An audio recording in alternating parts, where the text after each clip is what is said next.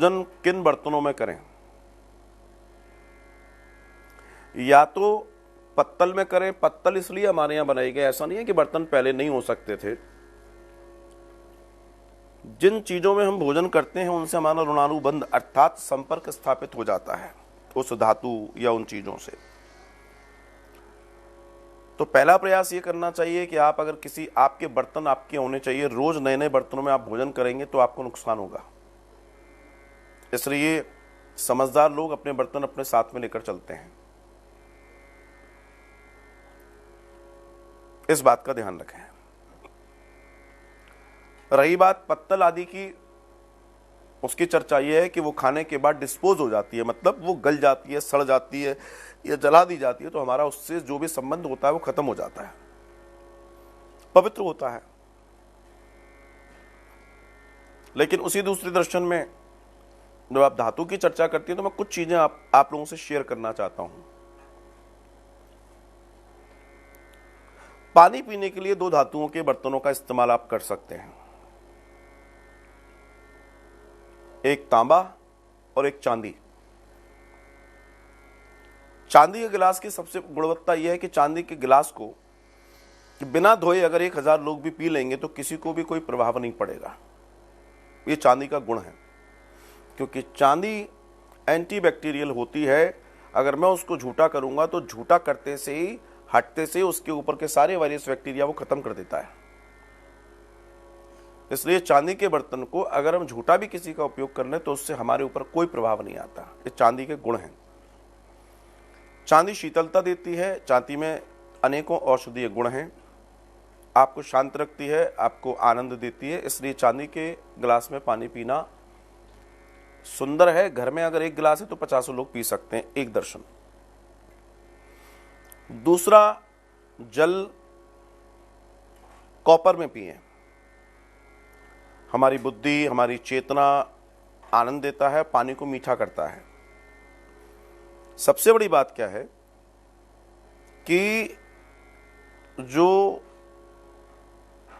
तांबा है, जब आप उसमें जल को रखते हैं तो जल बड़ा आनंद देता है और जल खिलता है। जैसे झरने से जब पानी गिरता है तो उसके बॉन्ड टूटते हैं। तो आपने देखा होगा या कभी भी देख लेना, जहां से झरना गिर रहा है वहां ऊपर जाकर पानी लेकर आओ, या जो धरती से नहीं टकराया उस पानी को भरो बॉटल में, और जो टकरा गया उसको भर लो।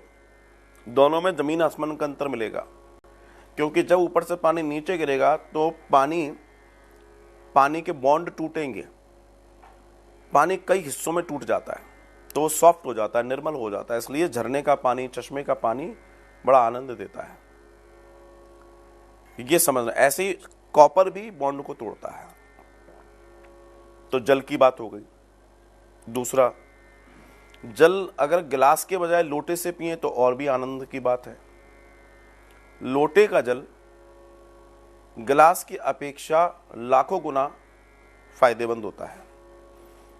भारत में प्राचीन काल से ही लोटा उपयोग करने की प्रथा है। आप सोचिए, लोटा बनाना कठिन है कि गिलास बनाना कठिन है? ध्यान दीजिएगा, अगर हम लोटा बना रहे थे तो हम गिलास भी बना सकते थे, लेकिन हमने गिलास नहीं बनाया। गिलास आया फ्रांस से, ये भारत का नहीं है गिलास, ठीक है।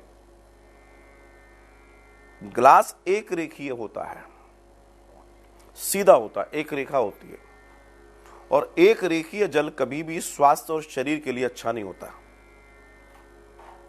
बहुरेखीय जल हमेशा अच्छा होता है, क्योंकि बहुरेखीय पानी का गुण है। लोटे में नीचे की सतह छोटी होती है, बीच में मोटी होती है, ऊपर फिर छोटी होती है, फिर खुलती है, तो वो बहुरेखीय हो जाता है। ध्यान दीजिएगा, मैं बिल्कुल वैज्ञानिक तर्क दे रहा हूं आपको। आप अपनी मेमोरी को बढ़ाना चाहते हैं, आप अपने मेटाबॉलिक सिस्टम को सही करना चाहते हैं, आप चाहते हैं कि पानी आपके लिए औषधि बने, सिर्फ पानी ना रह जाए, तो आपको और हमको लोटे में पानी पीना चाहिए। ध्यान रखें इस बात का। लोटा बहुरेखीय है। जैसे आपने देखा होगा कुआं बहुरेखीय है, नीचे की तली अलग है, लेकिन जो नदी होती है, नदी को हमारे यहाँ एक रेखीय बोला गया, इसलिए नदी का जल उतना उत्तम नहीं है जितना कुएं का जल उत्तम होता है। गोल, ऊपर से जल की जब बूंद आती है तो वो गोल आती है, वो जमीन पर आकर गिर के गोल नहीं होती। आपने ओला देखा होगा, ओला, जब ओला ऊपर से नीचे आता है तो वो गोल होकर आता है, बहुरेखीय। वो प्राकृतिक तौर पे हमारी बॉडी के लिए उपयुक्त है, ये दर्शन। और दूसरा, जो भी बर्तनों में आप खा रहे हैं, स्टील इज गुड, स्टील अच्छा है, लोहा है, लोहे में आप खा सकते हैं। आप कांसे में खा सकते हैं, कांसा बहुत सुंदर धातु है, पहले खाया जाता था कांसे में खाना। तो भैया कांसा अच्छा है, लोहा अच्छा है भोजन करने के लिए, लेकिन तांबा अच्छा नहीं है, तांबे में भोजन नहीं किया जा सकता, ये भी ध्यान रखने का। तो इस चीज को थोड़ा सा समझें, आपका कल्याण हो।